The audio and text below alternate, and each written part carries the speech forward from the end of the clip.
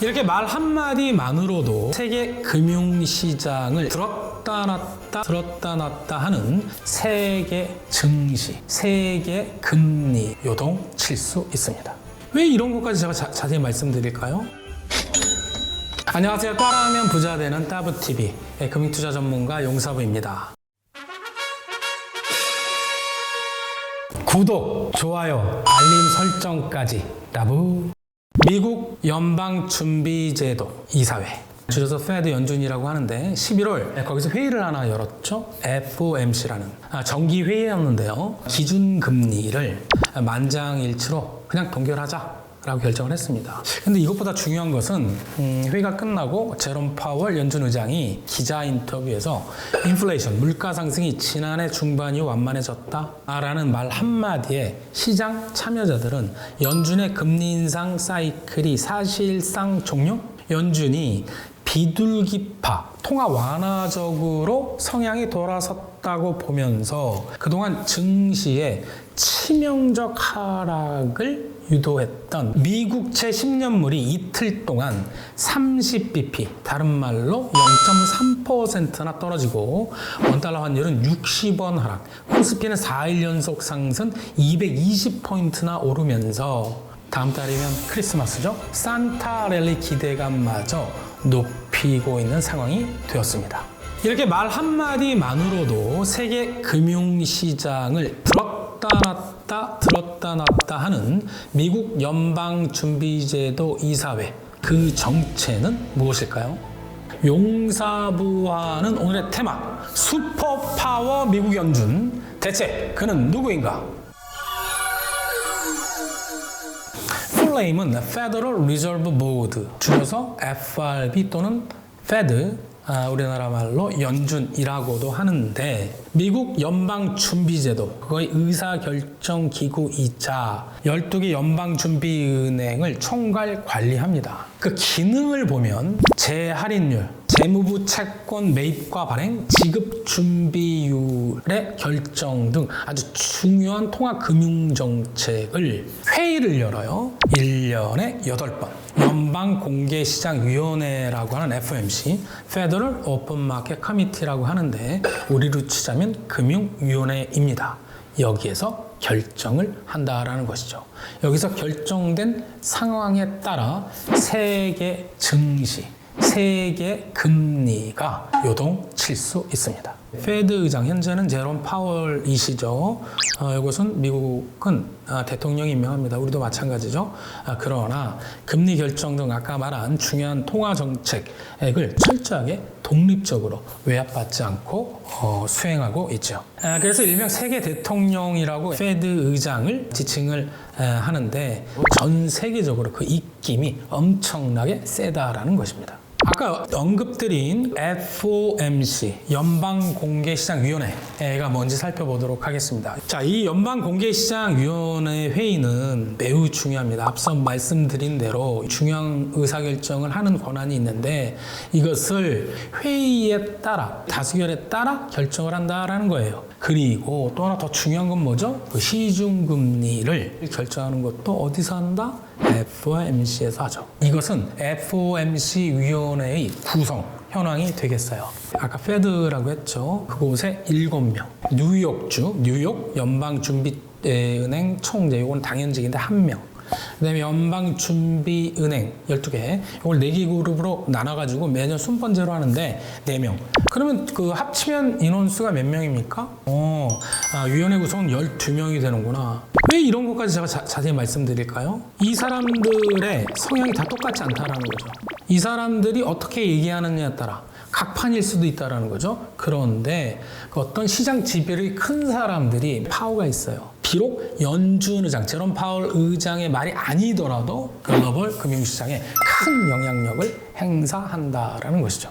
이렇게 위원들의 발언은 굉장히 중요하죠. 그래서 회의가 열리기 전에 너네들 발언하지 마. 시장에 너무 큰 영향을 주니까 그런 기간을 정해놓았어요.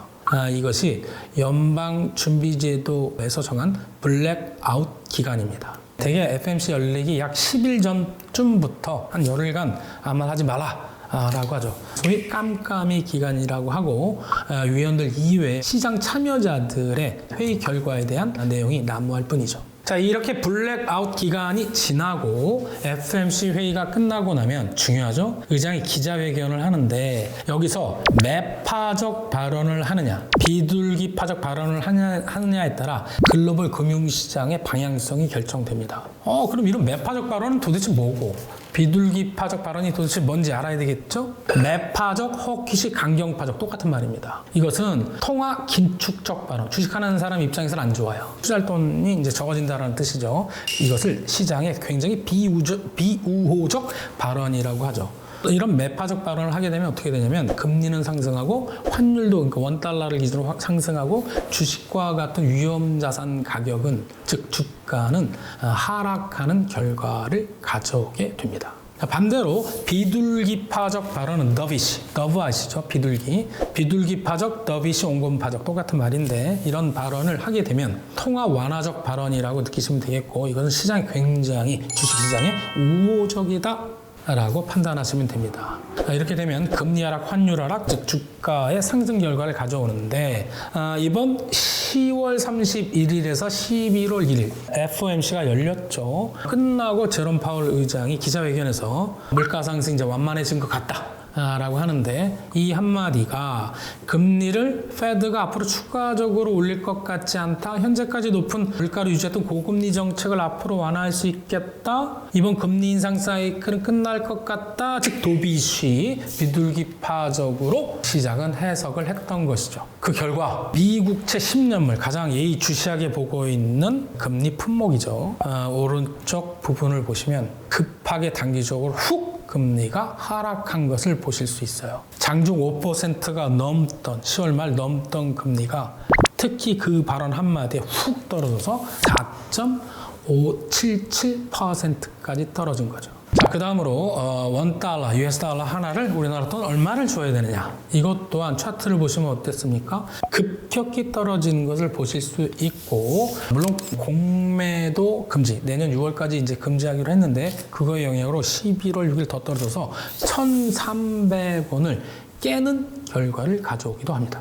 자, 이 주가 측면을 보도록 하겠는데요. 코스피와 나스닥만 보도록 하겠습니다. 코스피 보시면 자 11월 1일 그 말이 나오고 나서 시장은 바닥을 찍고 3일 연속 반등을 하고 있죠. 나스닥 또한 그렇습니다. 계속 전고점 대비 하락 추세를 보였던 나스닥조차 비둘기파적 말 한마디에 주가가 급등하고 있다라는 것이죠.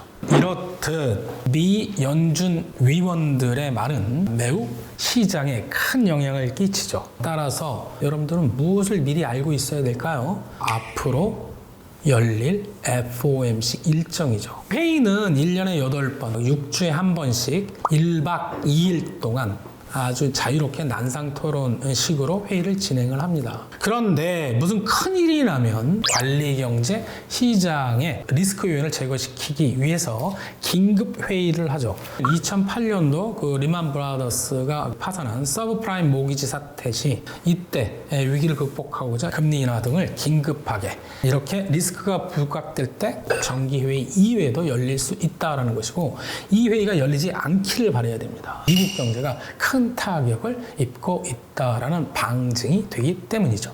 지금 보여드리는 표는 내년 일정이 되겠습니다. 1년에 몇 번?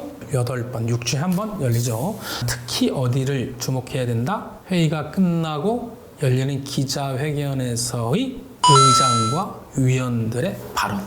그런 발언이 어떤 쪽이냐? 꼭 관심을 갖고 투자에 활용하시기 바랍니다. 자, 지금까지 금융시장에 엄청난 슈퍼파워, 영향력을 행사하는 페드, 연방준비제도 이사회와 연방공개시장위원회 FOMC에 대해서 알아보았습니다. 어떻게 많이 도움이 되셨으면 하는 바람입니다. 이상 따라하면 부자 되는 TV, 따브TV 용사부였습니다. 따브.